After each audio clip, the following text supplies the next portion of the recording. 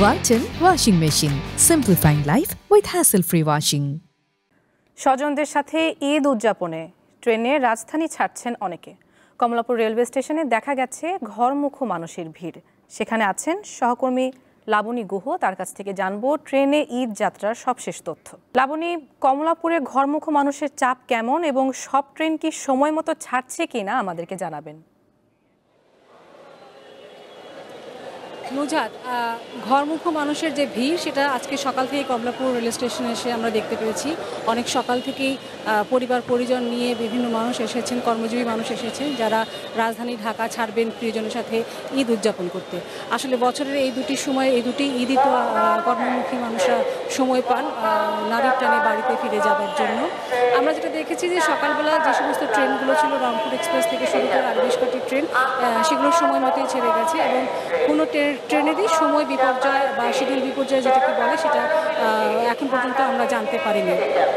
কিছুক্ষণ আগে station manager আমাদের সাথে কথা বলেছেন। তিনি জানিয়েছেন যে এ পর্যন্ত 30টির বেশি ট্রেন ছেড়ে গেছে এবং প্রতিদিন 62টি ট্রেন নিয়মিতভাবে দেশের বিভিন্ন গন্তব্যে যাবে। এছাড়া 10টি যে বিশেষ ট্রেন চালু করা হয়েছে তার মধ্যে থেকে একটি করে প্রতিদিন যাবে এবং ঈদের দিন 4টি বিশেষ ট্রেন ঢাকা থেকে শোলাকিয়া পর্যন্ত ছেড়ে যাবে। তবে কিছু কিছু বিষয়ে একটু অসঙ্গতি দেখা দিয়েছে, যেমন টিকিট নিয়ে কথা যখন বলেছে যাত্রীদের সঙ্গে, তারা বলেছেন যে এবার অনলাইনেই তারা টিকিট কেটেছেন, কিন্তু সার্ভার জটিলতা ছিল, ফলে দীর্ঘ সময় লেগেছে তাদের টিকিট কাটতে।